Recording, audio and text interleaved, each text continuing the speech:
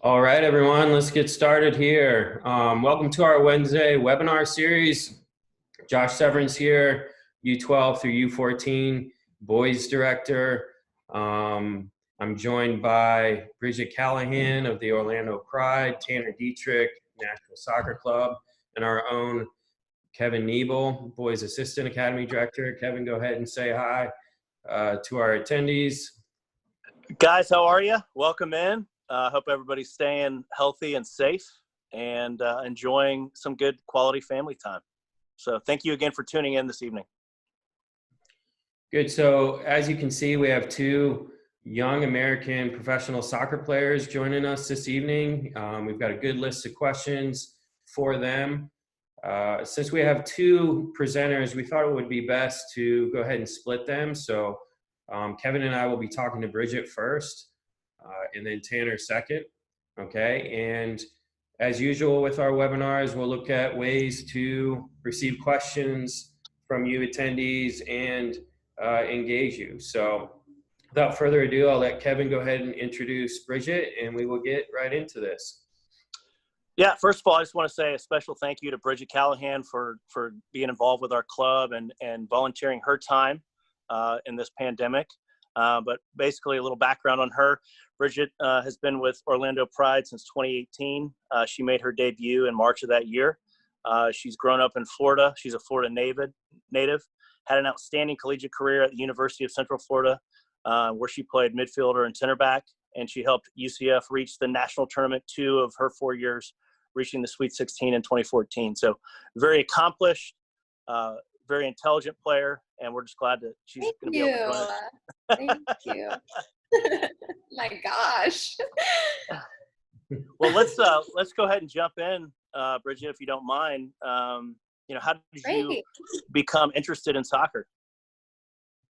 So I guess well, first of all, thank you guys for having me. I'm really happy to be here. I don't think I ever played against any Tennessee clubs growing up, but played against Memphis, at UCF. So that's really all I know, I guess, about Tennessee. And yeah, but again, thank you guys for this opportunity. I'm really enjoying it so far, and I'm happy to be here. But how did I become interested in soccer, which has led me to this webinar? So I guess I was just really thrown into it when I was young. Everybody gets thrown into soccer when they're young, I feel like, by their parents. And that was me. And I really just loved the snacks at the end of the game and the Slurpees I got. And yeah, it just kind of just stuck. My brothers played it, growing up until they were about 13 and 14, and then they stopped, and it just stuck with me. So that's really, my parents is how I became interested. So did you play any other sports growing up? Was there any competition between basketball or soccer or softball or? Yeah, I actually tried out for softball in middle school, and I did make the team, and I'm still really upset about it to this day. But I played basketball in middle school. I actually played volleyball all throughout high school. My team was really good. We had a couple girls who went on and played collegiately, and I was a libero, so I was the defensive player. And I really loved volleyball. If I could choose another sport, I would have played volleyball. No competition, didn't get any offers or anything like that to go play on. But yeah, that's the other sports that I played. Ran some cross country here and there. Hated it. But yeah, soccer was it, really. How many years have you actually been playing competitively in soccer? So I went, I played rec, when I was younger, probably till I was about, I'm going to say around 11, 12, and then I guest played for a team at a tournament in my hometown, and it was a travel team, or a club team, as we say, and I think around 12 is when I joined the team, and then I've been playing, club soccer since then. Nice. So what was your youth club experience like in Florida, and how did that help kind of prepare you for college and pro growing up? Well, first of all, it was hot, Florida's very hot. So it was definitely really hot. But, I don't have really anything bad to say about my club experience. I had such a positive club experience growing up. I really think I owe a lot of my success to the girls that I played with, and my coaches that I've had. So the girls that I played with, they're my best friends to this day, and that's just not a cliche. Like they really are my best friends. And I played a majority of them I played with since I started playing clubs. So it was around like, again, 11 years old. And so they've been in my life for like 13 years now. And my gosh, I'm old. And yeah, so I think all the teams that I've been on, I've had such good chemistry with, and just, the cohesion was so there. And I've brought that to every single place I've played. So I had that when I was playing in club growing up, and I wanted that in college. And when I went and I visited UCF, that's really what I saw in that team. And then, good and honest culture is so important for the success of a team. And, we're really trying to establish that now at Pride. So I had it really good in club and I had it really good in college, which was why my club and college teams were so successful. And now, again, we're trying to establish it at Pride, and hopefully it'll work out. But yeah, definitely I just, had a really good experience. Good. So at the youth level and youth soccer, was a coach, did you have a coach that really gave you a positive influence and pushed you to improve yourself as a player in person that stands out to you? Yeah, absolutely. I had a coach, his name was Carlos Parra. Actually grew up playing soccer. He was like one of the first, youth professionals. I should probably know more information on this, but I don't. But he really grew my game. I started playing under him when I was a freshman in high school. And, growing up, my coaches before then had just like taught me how to be better technically, but Carlos really taught me, how to have better vision of the field, and he taught me the tactics of the game. And of course he grew me technically as well, and he was also a really positive light. Like he had personal connections with us, so I really owe, a lot of credit to him on and off the field. Great. And were you primarily playing center back or midfield then, or which position? Yeah, so I, played a little bit when I first started club soccer when I was like, again, like 11, 12. I played like outside forward. I was like a right forward, and then I did not have the stamina for it and the speed. So I was a chunky little thing back then. And I actually just moved clubs, and then I was at Weston, which was around my freshman and sophomore year of high school. I moved clubs, and I dabbled a little bit at center back here and there whenever there was like a center back out. And I enjoyed it, because then once I moved from center back to center mid, it could be mid game. I feel like I like had more vision of the field and knew what was going on since I was playing in the back the whole entire time. So, it was really good. I had versatility. I could play all these other positions. And then in college, I played 2 years actually, which was a long 2 years at center back. And it was tough because these girls were so much bigger than me, but it was good. It was a good learning experience. It really helped my game in the midfield, I think. Yeah, and I honestly played a little bit of right back in college as well. So, I played all over the field. I've always wanted to play keeper though, which stinks because I feel like I kind of just have the, personality and, a little bit of craziness in me. Sorry, but I think keepers may be a little crazy. No offense to anyone out there. Well, that's good. That's good for, our players that are on this to hear that even at, the college level, you played multiple. No. And now your primary position is midfield, right? And that's probably your preferred position? Yes. Great. Yeah, definitely. But I just feel it's really important to just be open, with your coach, and wherever they throw you, and just make the most of it. It'll grow you as a player no matter what.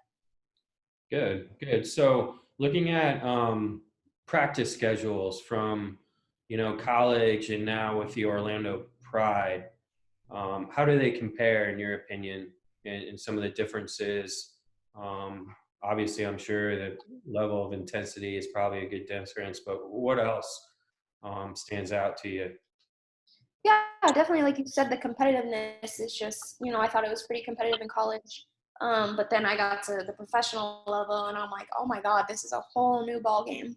But in terms of just training schedule and everything like that, I had training 3 times a week with one off day in college. And that off day was usually Tuesdays because we had Friday and Sunday games with the recovery on Monday. So we had Tuesdays off, and Wednesdays would be our hard days, and Thursdays would be our walkthrough. So it was a really relaxed schedule, I think, in college in terms of during our season, so in the fall. But in the spring, we had practice every single day, and then we had the weekends off. So it was really different when we were out of season in college. And with Pride, so at the professional level, we have training every single day. If you don't, we have training at 8 a.m. every single day. We have to report there. So it really is like a job. I'm at the facilities from like 8 to 3. We practice at 9, and we practice till like 11:30. And then we have lunch all together. And then we have video, and then sometimes we have weights. But we're usually out of there by like 3, 4. But yeah, no, we have practice every day, and then we have usually 1 to 2 games a week. And then if you're not dressing or you're not playing in that game, you have training that day and then recovery all together the next day. Wow. So they keep you pretty active day to day, regardless. Yeah, definitely. And we have one off day. So I forgot to mention that. It's not every single day. We always have Good. Well, and then a nutrition program, is that included currently? Yeah, so we have a really good nutritionist at Pride. She works with the U.S. Women's National Team as well. And, she has the answers to everything. She works really well with us. So everybody's different. We have some vegans on our team, vegetarians. We have people who just eat normal. But what is mostly just said to us all the time is just we always need to eat a lot of protein. So, and we're always eating just healthy. You can have your bad meals, just don't make it consistently bad. Just, it's more important, obviously, to make it consistently healthy. I actually tried to be a vegetarian this off season, and I really liked it, but I wasn't getting enough protein in my body. But yeah, so now I'm a pescatarian because I wasn't getting enough protein. And I'm like constantly, I feel like, inhaling chocolate protein powder, which I love. Honestly, it's pretty good. Just a suggestion for everybody, if you want to have chocolate protein powder with vanilla, like yogurt, it's like the best. It tastes so good. But yeah, she's great. Nutrition is really important, obviously, just, in building our muscles, I guess you say, and just our endurance and all that. So Good. Well, I hand it over to Kevin for a couple questions, and ways to engage the group here as well, Kev. So go ahead. Yeah. So let's dive into a little bit of your do you have a special routine or superstition or meal or anything you do before you play a big game that you have practiced over the years, or has it changed? I wish I had something cool to say that, like, to this, but I don't have a single superstition. I never have. I'm just kind of, I never have, like, not growing up, not in college, like, not professionally either. Sorry, I'm a bit bland in terms of that. Well, how about we get over to the players? Do you have any pregame food you have to eat, rituals, etc., that you can enter in the chat? Do any of the players, or are you asking me? Yeah. We'll see if the players can enter any of the chat here. Various things, tying the right shoe before the left, any superstitions, any thing they do before a game that maybe Bridget could, I don't know, take or just see. Yeah, come on. I am up for suggestions. There we go. Not stepping on the lines. Oh yeah, jumping over the lines. Yeah. That's cool. Good.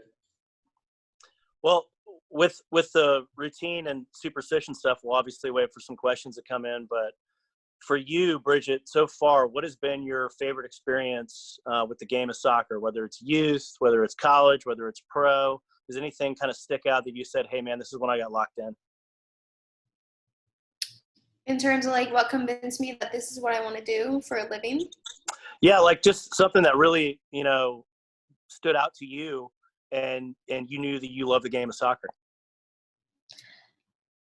Okay, yeah, that's definitely, I can go so many different ways with this. I feel like, well, number one thing, it's really given me like such amazing, I've been surrounded by like amazing people throughout my whole entire career. I really think I have been very fortunate with the people that I've been surrounded by and have gotten me to where I am. They've seen things in me that like I personally haven't seen, and they've lifted me, and I definitely owe a lot of my success to the people that I've been surrounded by, in terms of coaches, in terms of friends, in terms of even like fans, honestly. Yeah. That's the number one thing. And it's really, soccer has really taken me to, this is also so cliche, but just some really cool places. In terms of even my friends, I've met them through soccer, and I went to France like 3 years ago while I was in college with my soccer friends, because one of my teammates lived in Paris. So I got to go there because through the game of soccer, and I've been to Nicaragua through soccer, and I've just been, all over the United States. I've been to Portland, Seattle, Chicago, all these cool places that I never, would have the money to, first of all, go to and visit just by myself at 24 years old. But yeah, no, I think travel and just the people I've been surrounded by. It's really given me so much. That's fantastic. I'm not gonna cry. So let's flip that coin. What are some of the biggest challenges that you've faced in your career from college to pro, things that have affected you? Well, I've been really fortunate, with injuries and stuff like that. I really have had, like, in terms of my limbs and everything, I've been really good. Knock on wood. Let me knock on wood real quick. Oh, I guess that's superstition. Knocking on wood. There you go.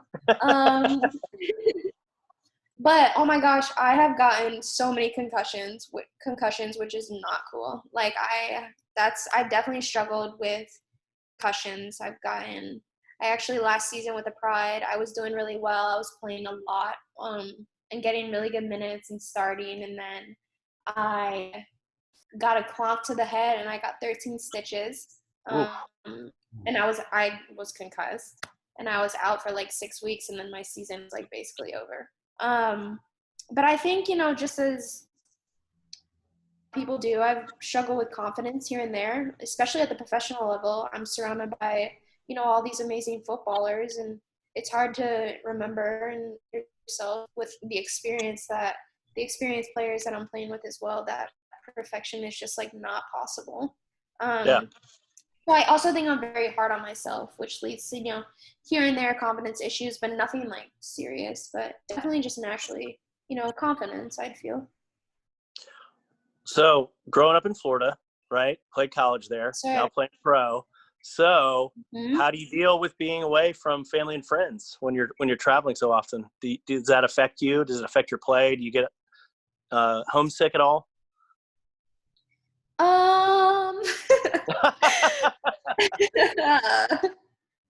So glad my parents aren't on this call, right? No, I don't get. I think this is the first time during this quarantine that I've been homesick, because I'm from like a beach city, and I just like, this has nothing to do with soccer, and I just really miss the beach. But no, I don't really get homesick. I think it's really great that I'm still in Florida, and my parents can come see me play. They came and watched all my games at UCF. My senior year, they even flew out and came and watched all my games. With Pride, they come to all the home games, which is really great too. It's really great seeing my parents there. And then, my friends that I've all made in Orlando, they can all come see me play. They all saw me come play at UCF, and, they can come see me play with the Pride, which is really cool. So, it's a lot. I don't think I struggle with. That's pretty unique, though, to grow up in Florida and then end up playing in your hometown as a pro. That's pretty awesome. Yeah, it's definitely, it's enjoyable. It's very enjoyable. I like it. I'm very fortunate. Good. So you mentioned your current Pride team, and that roster looks incredible with the players that are on it. So, which players either on that team or through your, college playing days has really had a good influence on you and really helped you throughout your career? Yeah, so of course, throughout my career, I have told you guys, and I've said to, this group of people that's on this webinar as well, that I've met so many, my best friends. So they've definitely really been influential, in my play and just off of the field as well, and just the coaches that I've had as well. But I think right now, professionally, the person who has really pushed me to be a better player and better person, and that I have developed a relationship with, and I developed with in college, because I knew like we had mutual friends, which is beyond me, but it's actually Marta. Like, her and I have developed a really close relationship, and she's seen me in some very bad times, and she's helped me through some very bad times. So this is just a name that everybody would know. And she's really grown, has pushed me to grow into a better person and a better player. And obviously a better player, but that girl, I swear, that woman is an even better person as she is a player, which is really good. So That's awesome. That's yeah, it's good. So what are some things, and you mentioned earlier, now currently, obviously you have a lot of off time, but when you're in the swing of things, what do you do with your off time? What are some personal hobbies or things you enjoy to do outside of soccer? So I love to go to the beach. Like I said, I'm from like a beach city in a beach area. I really love to go to the beach. It's unfortunate that the beach is quite far away in Orlando. It's about like an hour, which is, a tough ride, especially with the traffic here. But I love going to the beach. I actually just got a bike for my birthday, so I've been on my bike as much as I can during this time. I actually just bought a kayak, so I'm gonna be kayaking here soon in the lakes of Orlando with all the alligators and everything. So if you see me on the news and I'm dead, I'm glad it was nice to meet you all.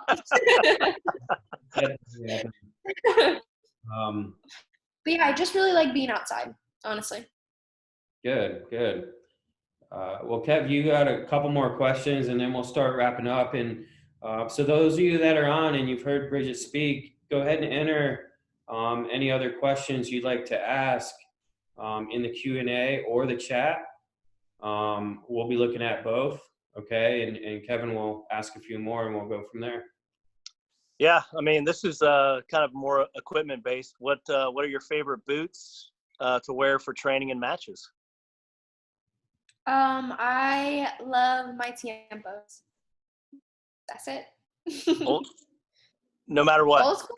No, it doesn't matter. We always get like the new ones. No, I haven't had I remember growing up and I had like CTRs and I really loved those. But I like dabbled in Adidas cleats here and there when I was growing up. I had like the Predators and I was like, nah, these aren't for me.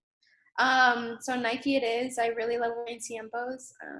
Yeah, and Well, just that's good. the new. Yeah, What was that's that? good to hear since we're a Nike club. That's good to hear. Yeah, oh my God, did I pass the test? Yeah. And I guess another question for some of the youngsters, they want to know, do you have a favorite women's or men's professional team, whether it's European, United States, doesn't matter?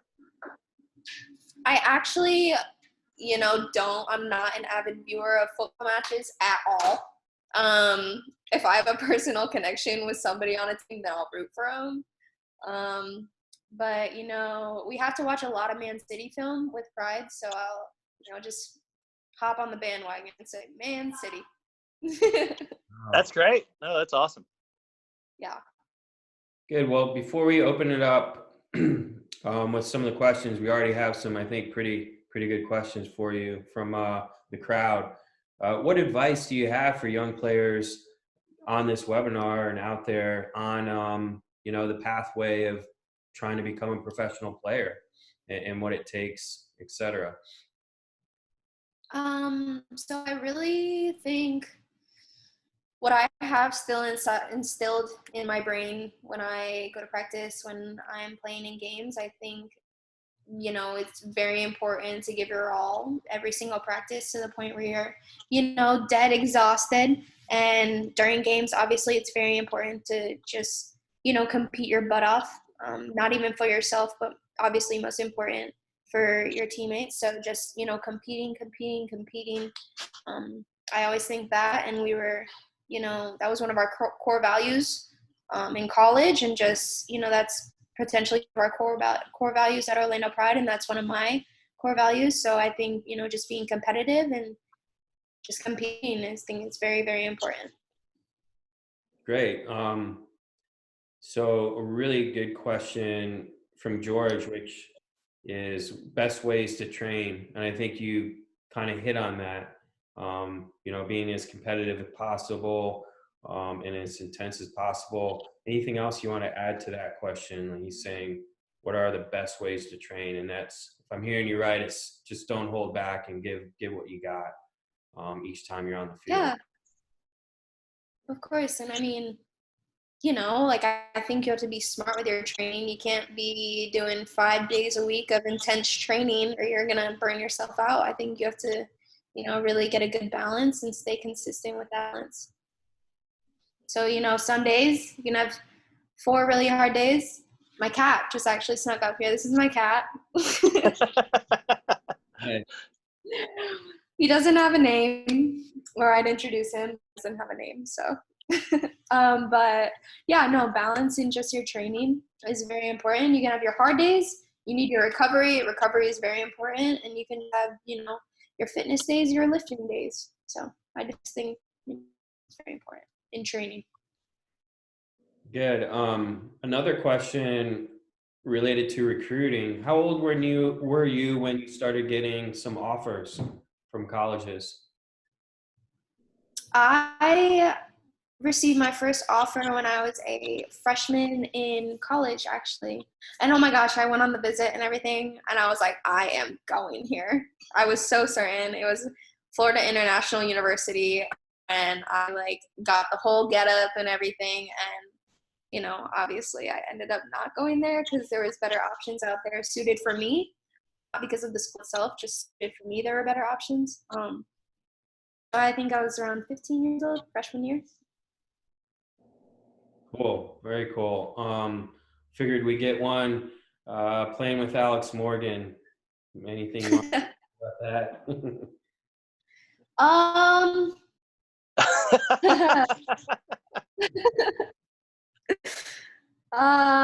She is, always want to be on her good side. She's a really good player. She's very serious in her craft. She really cares. She's even as pretty in person as she is on a phone or on a TV.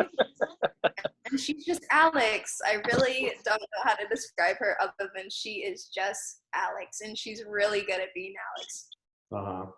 Nice. And what about, do you have a favorite move that you do when you're playing? Favorite move? I was going to mess with you guys and be like, yeah, I play like a rainbow, a game, no big deal.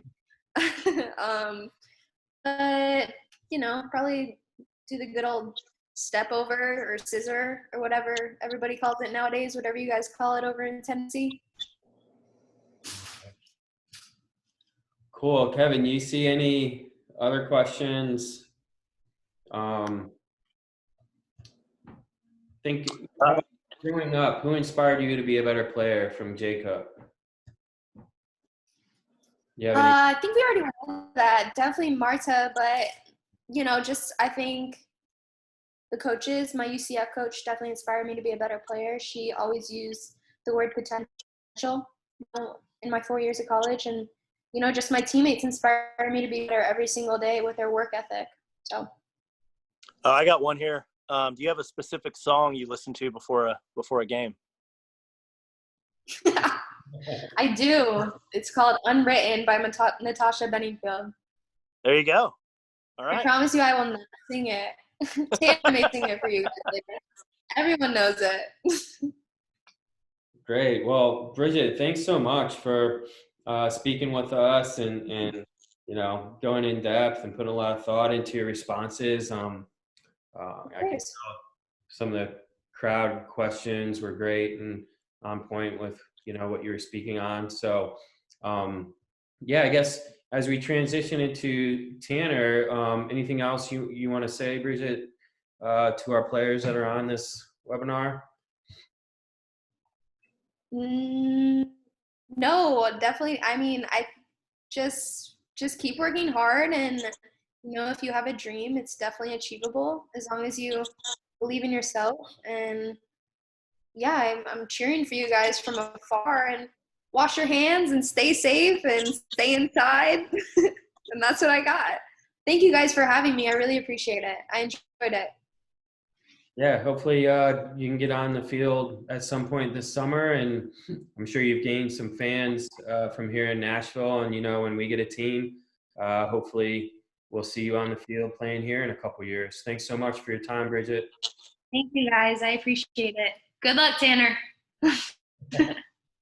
Thank you.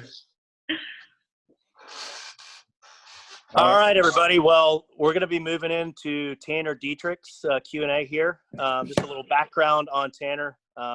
He's currently in his first year playing professionally for his hometown club, Nashville SC, in the MLS. Prior to signing, Tanner graduated from Clemson University, where he captained the team for 3 years and was part of 2 Elite Eight teams in the NCAA tournament.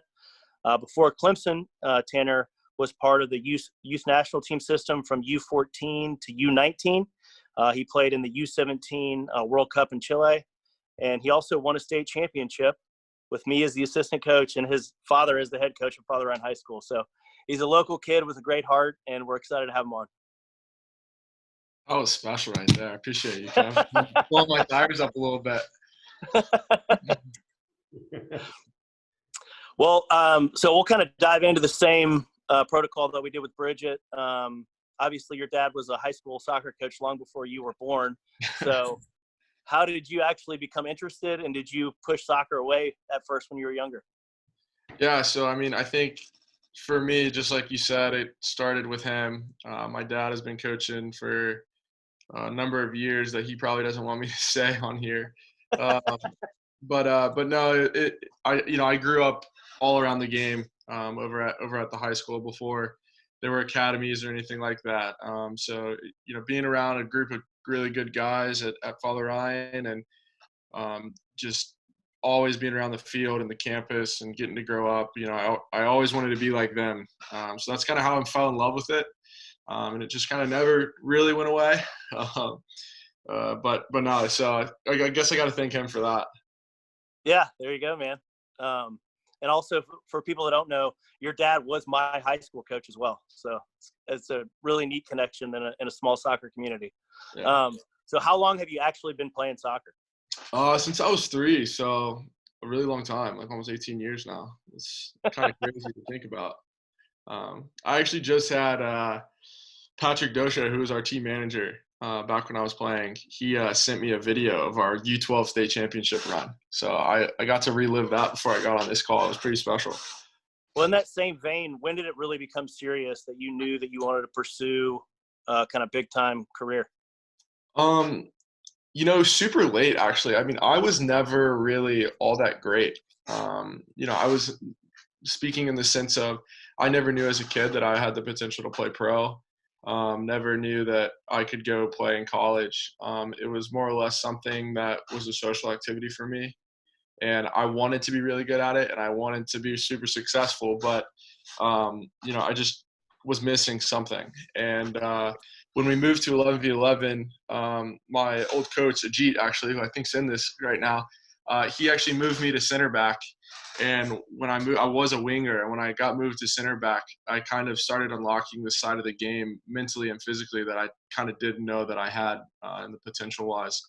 And so I started reading the game a lot better than I've ever thought I could, and all of a sudden physically and technically just really started to take off. And he's kind of the one that pushed me and was like, listen, you have a ton of potential. You need to kind of discover this. So it wasn't really until I kind of moved to 11v11 and kind of really started investing a lot of my time into the game that I kind of started seeing myself playing for a very long time. So coming up in a smaller soccer market that Nashville is, how did your club experience affect you going to the national team, to college, to pro? Just kind of go down that line of times for you.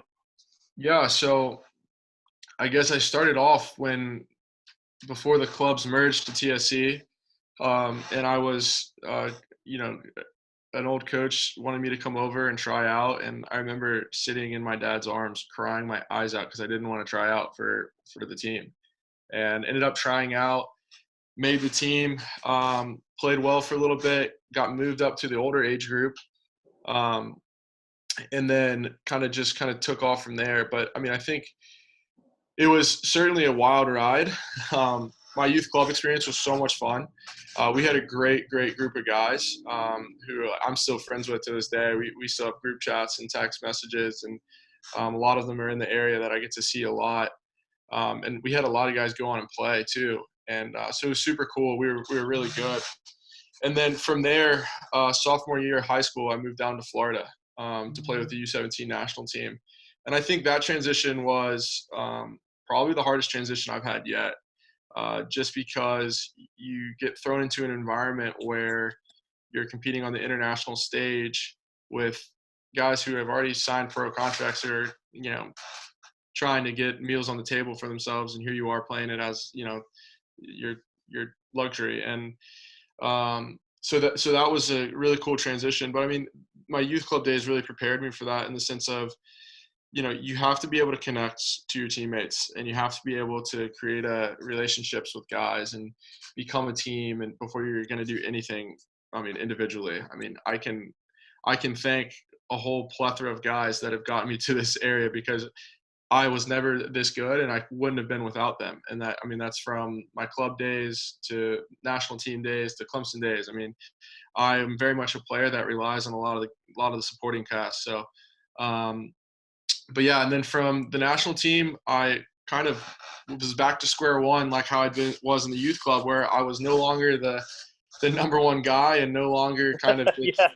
And I was again not rostered actually, and I was not even traveling with the national team. So again, I was kind of like, what's going on here? I don't like this. I was away from home as well, so didn't have mom and dad. I was living in a dorm, and then kind of due to kind of unfortunate circumstances, someone got injured, and I got called up to go to a camp in Spain. And I took the opportunity to the most, and I actually never missed a camp after that. And that was all the way into the World Cup. So that was good. And then from there, obviously got a lot of cool looks, both somewhat professionally and college, obviously, and made the choice to go to Clemson. And, I loved my 4 years at Clemson, and I don't regret it. And I think was probably one of the smartest decisions of my career to this day. So, and then by luck and chance and fate coming true, I was able to sign a contract here. It was pretty special. Well, they're lucky to have you, man. Yeah, it sounds like you had so far a great, journey and experience. So before I ask you a couple more questions, I want to reach out to the group. And so now you players that are on this, you've heard Tanner and Bridget mention that they played multiple positions before landing on one that they've excelled in, even at a high level. So real quick, raise your hand if you're on our webinar right now and you can play, two positions, or your coach puts you in different spots. Great, good. We see the hands coming in. And I think that's a real positive of what we try to do development-wise in our club. Great, over half the group. Awesome. All right, so Tanner, back to your TSC days, and, feel free to put whoever on the spot. Did you have a coach that influenced you positively? Yeah, so like I said, Ajit was probably the one coach that kind of transformed my career for the better. And he was pretty special, and not only just in the coaching sense of things, but also in the motivational side of things, kind of, discovering the mental side of the game and all sorts of, there's good at different times in everyone's career, but kind of mastering those things of as far as mentally, physically, emotionally, all these different parts of the game. And he kind of introduced a lot of this for me, and was super helpful in that. And he also challenged me a lot. He made me captain of a team that I was the youngest guy on the team. So that was kind of, for the first time, was a little bit of like a whoa, this is crazy kind of moment. But and then the other one is Kenny Heckman. Obviously, me and his son Johnny Heckman we've played together all the way through youth club days and into college. So my best friend. But as a coach, he kind of helped me out a lot in the sense of kind of getting some confidence and going out there and playing your heart out, and kind of having that drive and that grittiness. He helped me out a lot in that aspect. So those are the two shout outs I'll give special. And my dad, I guess, he was all right. I figured your dad was a given, and that's why I kept it specific to TSC, but that's great. Yeah, so talk to us about the transition, from your training schedule at Clemson to NSC. I know the season got interrupted, and we didn't ask Bridget necessarily of like what her schedule is currently, but maybe you could even speak on your current situation after outlining some of those differences from Clemson to now. Yeah. So, I mean, there's obviously some major differences in the sense of college, you have about 20 million rules as to how long you can train and who you can train with and whatnot, which is tough. But as far as in season, so like the 4 to 5 months you're in season in college, and when you're in the pro level as well, it's generally the same way as game recovery and then preparation for the next game, whenever that may be. So it was very much the same. I would say the off seasons is where it kind of differs the most. In college, you have the spring season where it's very much a physical demanding part of the year, and you're challenged in that regard. And there's a lot to overcome in that, and kind of there was times where I didn't know my body could do things that I did, probably for the worst. But and then in the pro level, it kind of the onus is put on you in the off season of kind of what you're going to do to become better, and what are you going to work on, and how much you're going to train, and what your body needs as well. And that kind of goes into the question you just asked of what we're doing now. And we're in a full program. We have a full program written out right now as far as strength and conditioning and everything going on there. And then kind of just trying to find space to be able to play with a ball. It's really hard right now to do it safely and properly. But as far as the strength and conditioning piece, we're kind of doing everything at home right now. Just like Bridget, they gave us a stationary bike as well. So we have bike workouts, we have runs we do. We also have some at-home lifting stuff we do, mostly body weight. But it's good. But like I said, that's on us. It would be very easy for me to sit here and play video games and not do anything all day. But those are the choices you kind of got to make when you're a pro. Right, and the nutritional piece now compared to college, how is there differences? Is it still similar? Yeah. I think when we were in season, we get breakfast and lunch provided for us at the club, and so that's obviously really good. I mean, they obviously have making good meals for you, healthy meals, and so all you got to do is fend for yourself for dinner, which I've been doing pretty good. Johnny Heckman's teaching me how to cook lately. He's the chef. But no, in college it was a little bit different. I will say that I probably struggled in the dietary form of soccer in college. But I'll just say it's a learning process. I had to hit rock bottom before I can go anywhere up. So, but no, it was still, I still did a lot better. Once I moved off campus in college, I did a lot better. Which I guess the attendees will come to know when they go to college. But when I was a younger, I was eating out a lot of milkshakes, a lot of late night milkshakes and stuff like that. But but now I'm, cooking a lot and just trying to keep your body intact. Great. All right, Kev, go ahead. Yeah, let's jump into something a little more fun there. Not your nutrition. Obviously, that wasn't that fun. Do you have a special routine or superstition that you do before big games or any games, or something that's just kind of stuck with you through the years? Yeah, I mean, I think kind of having a routine is kind of big for anywhere you kind of go. Just in the sense of kind of mentally getting yourself locked in and prepared.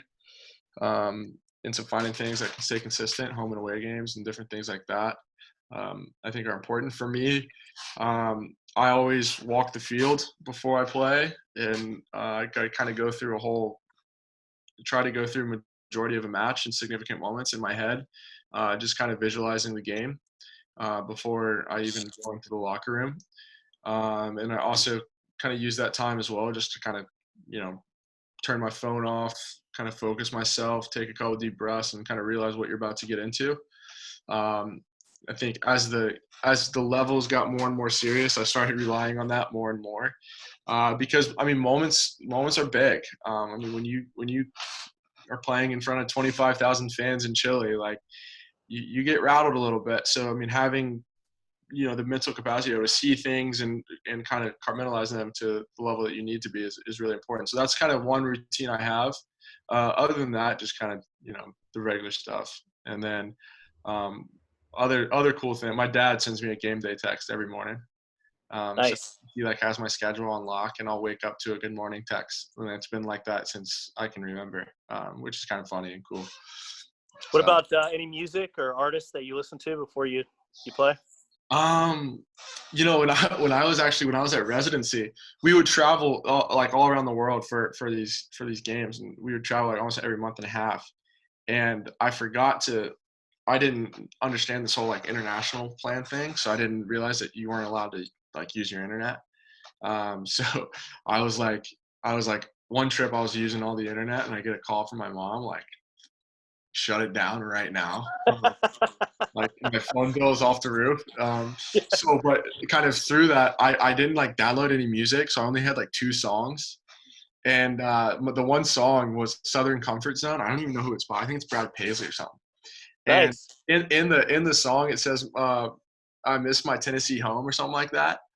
And so I was on the bus just listening to the song just over and over again. And then I was like, wait, this is kind of relative right now. So I actually stuck with that song. I listened to it driving into the stadium everywhere we played, all the way up through college. So it's kind of like my go-to song now. It's kind of funny. Cool. It's a Nashville thing, man. I know. So with all of your experience from doing trials in Germany, playing with the national team, what's been your favorite experience so far in your career, whether it's college or pro or youth, doesn't matter? Yeah, it's kind of hard to beat this one for now. I hope to get my pro debut, and that would probably be up there too. But I actually got playing in the U17 World Cup was probably gotta be the number one. We were playing Chile in Chile, in front of 25,000 fans. It's actually a really funny story. I was on the bench for the first 2 games. In the third game of the group stage, our right back Matt Olasunde, who actually signed for Manchester United, and then he's over in England playing right now, had a hamstring pull, and he didn't know if he was going to be able to go. And at the time, our coach Richie Williams didn't want to risk having a sub or anything. So I got a call. They took our phones for the games, so we didn't have our phones. So our hotel room phone rang at 10:30 at night. So I was sound asleep, and all of a sudden we get this call at 10:30 at night, day before the game, and my roommate answers the phone. He's like, "Hello," and it's our team manager saying that I need to go up to Coach Richie Williams' room immediately, like as soon as I can, and he wants to talk to me. And I mean, if you're getting a phone call from your coach at 10:45 at night, like not a lot of good comes from that, right? Like, I mean, as a player, you're just like, all right, what did I do? Like, I'm getting suspended or something. So I walk up there and he sits me down in his room. He'd been awake. I mean, he's wide open. Like, I mean, and I had been dead asleep. And he's like, "Hey, so how do you feel about starting the game tomorrow?" it's like less than 24 hours away. I'm like, I mean, yeah. And so that's how I found out I was starting. I didn't have any type of like walkthrough, like practices, nothing. And I slept maybe 2 hours that night. And next day, I mean, I didn't tell my parents either. They actually found out through a guy who was traveling with us. He actually worked for Nike and was traveling with the team and everything. He found out that morning and told them. And so when I came out with the starting lineup and everything, they were like bawling, crying and everything. So it was a pretty special moment. It was fun. So kind of the flip side of that, obviously you went down to IMG, away from home in Nashville and your friends and family. What's the hard part about being away from them and the challenges that you face kind of as a youngster, being a teenager on the road constantly? Yeah, I mean, it's just the sacrifices that you have to make that I think is the biggest challenge. I mean, I remember being a Nashville boy. Friday night lights are big. It's so fun to be with your friends and to be at the high school football game and having fun and doing whatever. And I mean, even when we were young, going to the Father Ryan games was a blast, and kind of having to give that up. And you'd get on social media and see all your friends there and everything. It was tough. And then when I moved away, not getting I didn't go to a prom or a homecoming or anything like that. Yeah. And so I think it's just little sacrifices that you give up. I mean, even to this day, you see friends going out and drinking and doing all that, and you have to kind of stay at home and get ready for training the next day. I think just those daily sacrifices you got to make is the toughest because it's a daily choice, right? I mean, and you're going to you're going to have those times, but for me, that was probably the hardest part kind of in growing up and doing that. And, but I mean, it's you find the value in it too in moments, and it's signing your first pro contract, winning a state championship, these little moments you're like, oh my gosh, I'm so glad I did that, and so glad I didn't see the long picture. I didn't see the the short side of things. So I'd have to say that. Nice. Josh, you want to jump in? Yeah, so you referenced some of that. What do you do currently in your off time? I mean, not in the given situation and that we're in, but previously, what are some of your personal hobbies and things you like to do outside of soccer? Yeah, I've gotten into reading since I became pro, and obviously when I was in college, homework kind of took up that time. But I got into reading kind of. A lot of my friends know that, kind of they've told me you need to start reading, whether you like it or not. Like, you have so much downtime, it doesn't require any physical activity. So it's like something you have to take up, like you have to do it. And I was like, oh my God, all right, I'll do it. But it's actually become really rewarding. I kind of like it. It's kind of a morning routine. I'm also trying to get into golf now. I'm trying to swing the clubs a little bit, which is another recommendation that a lot of guys will have given me because, hopefully if you have a really successful career, you get to travel to some really cool places. And in the off days, a lot of times you go and play some golf. So I like to say I swing a club. I don't play golf right now. But hopefully that'll change here soon and I'll be able to play a little bit better. Great. Well, you've obviously played with some really popular U.S. players right now. Before you talk about them, are there any others that really motivated you growing up and it's kind of inspired you soccer playing wise? Yeah. I mean, no one in particular. I kind of had this weird thing about me that when I was growing up, I kind of never had a favorite soccer team or never had a favorite player just because I wanted to be playing with them. So it was kind of like I didn't want to be like, yeah, this is my favorite player. Like Gerard Piqué was someone who I modeled my game after, or Busquets was another player I looked at, and guys like that. But I was like, I never want to have a favorite player because what if one day I'm playing across from them? Like I don't want to be that guy. But yeah, I do think it is important of having pro players that you look after and who have done it and been successful, because there's a reason to that, and there's important things that they've done in their career. So I think it's important to have those for sure. So those are two I would say.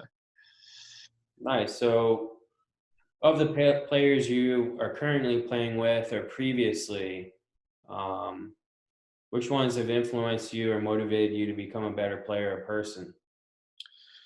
Yeah, I play with some pretty cool guys. So got to play with Christian Pulisic, obviously, in my high school days with the national team, and Tyler Adams and Weston McKinney, and a lot of these guys who are coming to the light now who were the same players they were in the youth, just absolutely tearing it up. But I got to say that the guy who's influenced me the most is Tyler Adams. I think he is going to be the absolute rock and sounding board of the future of U.S. soccer. I mean, he is one of the best guys you will ever meet, personally and off the field. And there is no one that will work as hard as him on the field as well. He actually broke the beep test with the national team. Stopped playing, and he got pissed. Like he was yelling at our conditioning coach, like, "No, I'm not done. Like, get the thing working again. Like, let's go." And he's like, "Tyler, you're at like 82 or whatever it was." He's like, "You're done. Like, you're fine. We get it. You're fit." Like, and he's like, "No, I want to keep going. Like, I'm fine." So I mean, and his mindset and work ethic every day is I mean, something you that is very few and far between. He's a special player. I mean, obviously Christian has been super cool to see his kind of journey in his career, and he's helped all of us out in certain ways and aspects of kind of giving us guidance. And Tyler actually was super helpful in kind of deciding whether to go to college or pro, and kind of what time span that was going to be with me. So yeah, I mean, I think, and then who I'm currently playing with, I mean, Dax McCarty is a guy who I look up to a ton here at Nashville. I mean, he is, a phenomenal player still to this day, and has had an unbelievable career. He's one of those guys where you get on the field and all of a sudden you find yourself playing a lot better than what you expected, and all of a sudden you realize it's because of him.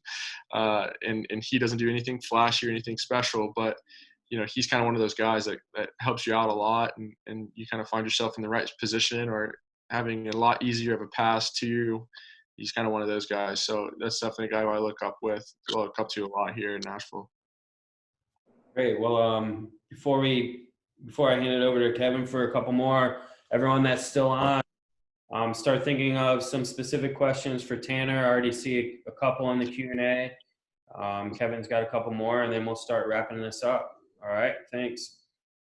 Yeah, Tan. So let's get down to gear. Are you a Nike man, an Adidas man, a Diadora man?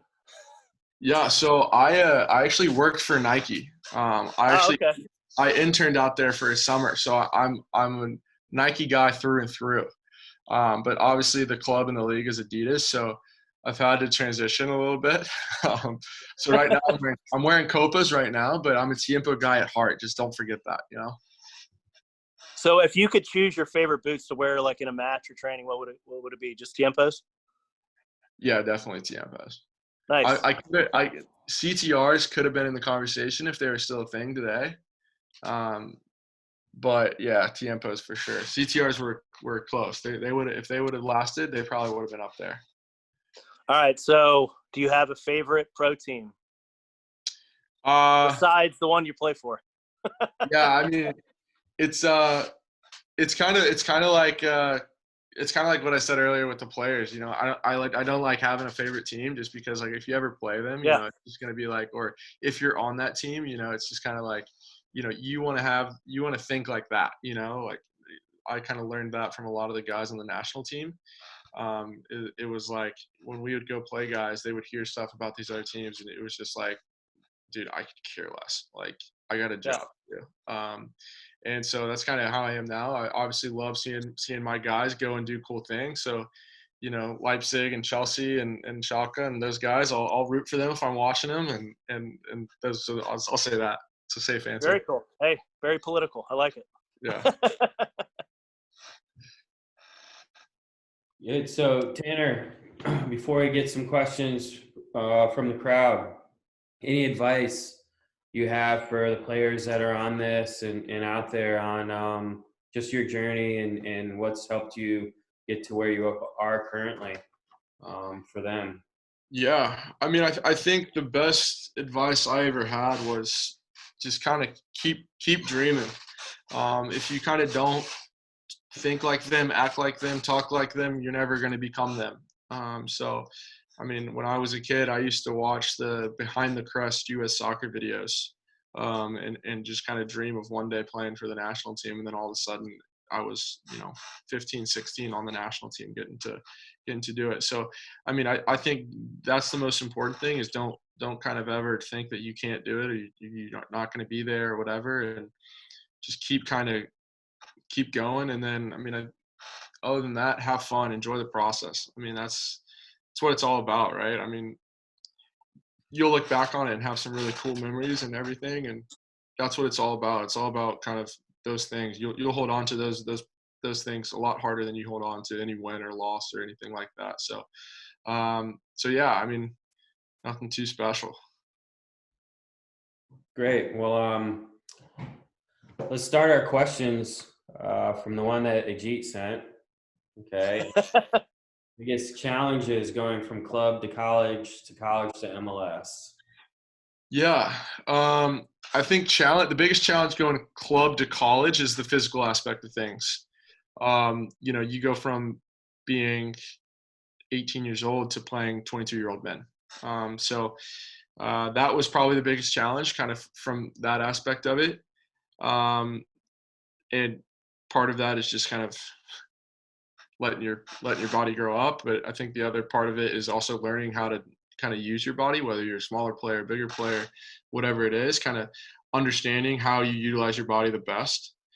The hardest challenge going from college to the MLS, I would probably say, is understanding what your strengths and weaknesses are and using your strengths and weaknesses. I think every player at this level is really bad at something, but what they are really good at is making sure they never put themselves in positions where they're going to show that.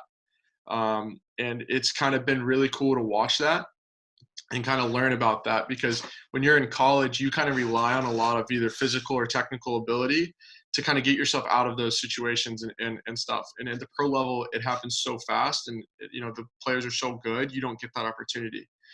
So kind of understanding what you are really good at and what your game is holistically, and then what your weaknesses are, and kind of setting up your game in a way that you're never going to put yourself in a position to kind of expose you in those weaknesses, and also put yourself in a position where you're going to be really successful. And I think, the better players in the game, you can tell, constantly find themselves in really good positions, and there's a reason for that. So that's probably the biggest challenge right now, is kind of figuring that out. Nice. I got one here. Besides playing at home at Clemson, what was the best college atmosphere you played in? Ooh, that's a good question. I don't want to give it to Wake Forest just because I don't like Wake Forest at all. But I'd probably have to go with Wake Forest. We had a little bit of a rivalry up there. It was cool. We kind of went back and forth for quite a while. So that was they had a pretty good crowd. They had some rowdy fans too. That's what kind of made that place cool. Is they would have to be pretty good. But nothing beats a Friday night at Riggs at Clemson. That's for sure. Those fans are the best.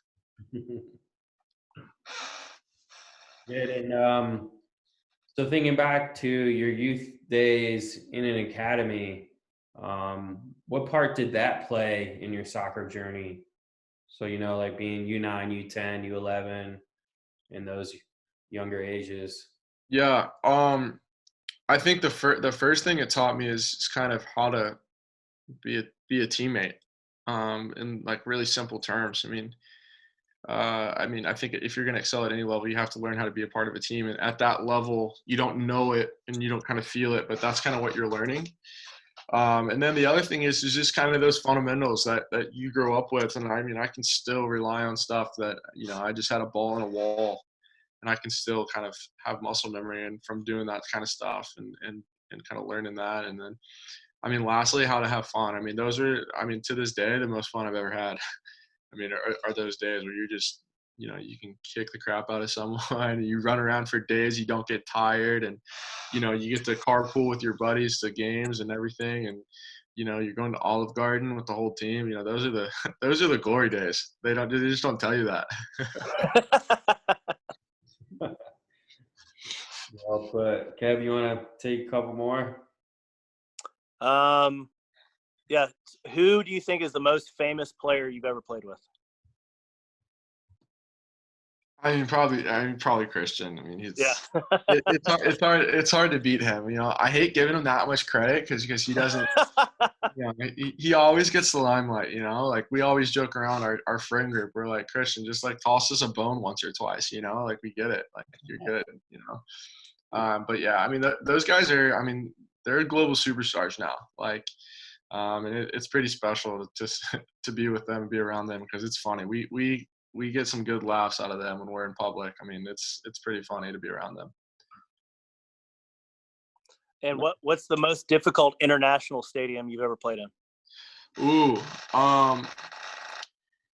it's actually funny. A lot of you guys have seen it on TV. San Pedro Sula, Honduras. That's where we had our World Cup qualifying, and we actually played Honduras. And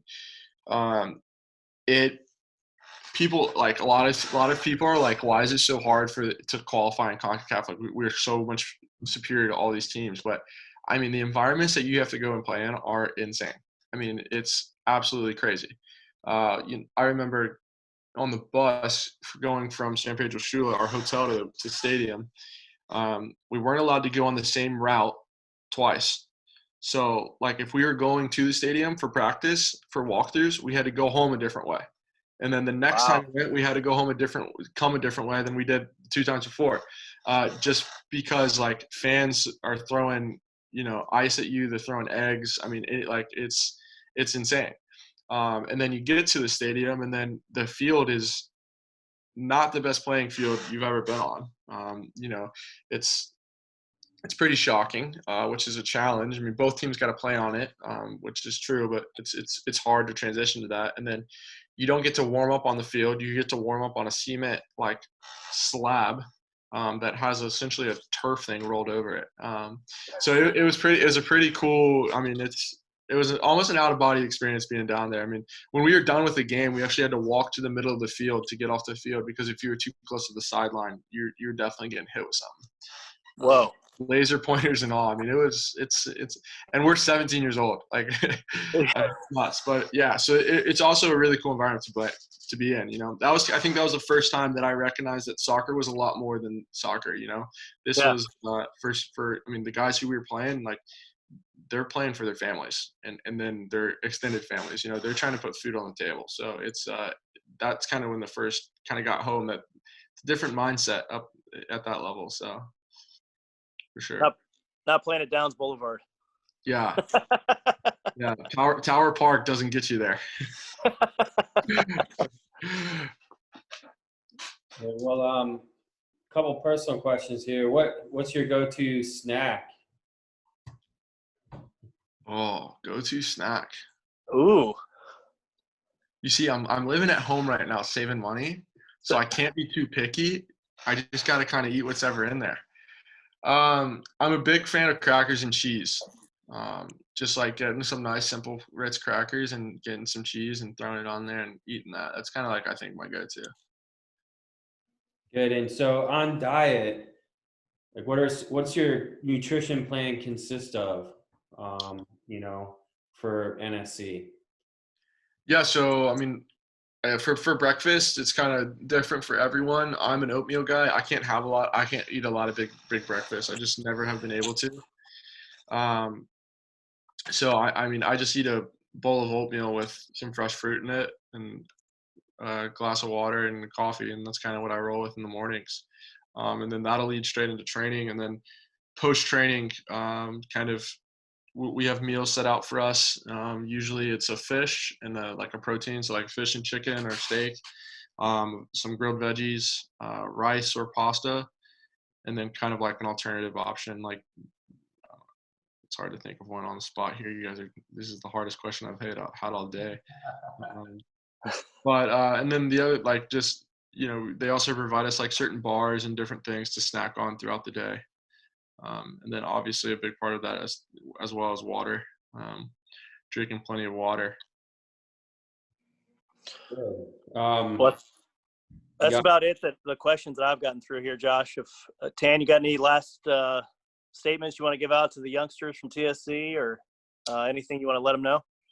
I mean, I think the most important thing to realize is I was in their shoes not long ago at all. I mean, this is very tangible for you guys, and it's more tangible than it's ever been before. I mean, I had probably 95% luck that I graduated at the time I was graduating, that I was, being able to be drafted. But for you guys, it's you guys are going to have a really good setup, and the academy is going to be fleshed out and whatnot. And I think the club is shown that they're going to invest in young guys. And so, I mean, if you ever think that you aren't going to be able to do it, I mean, there's a reason that you should be. And it's, I've made it, and I did it, and it's the opportunity is there for the taking. The only thing that's going to stop it is you. And so, just hold on to that and keep fighting for it. Absolutely. Thank you so much, man, for coming on here and being a part of our club and involving yourself with the youngsters that we have at TSC, man. Yeah, for sure. It's special. So, all right, guys, I appreciate you all. Thanks for having me on. Thanks, Tanner. Hopefully we get to see you back in action this summer. I mean, we're looking forward to it. It's, hopeful that we can get back out, and we'll just see. But yeah, keep it going, man. We appreciate it. Yeah. All right, guys. I'll talk to you later. Thanks, Sam. All right. Thanks, everyone that joined us this evening. Next week, we're back on part 2 of nutrition for the webinar. Hope everyone can join. And hopefully you learned a couple things from Bridget and Tanner, and appreciated as much as we did having them on and speaking with us. All right. We'll see you next week.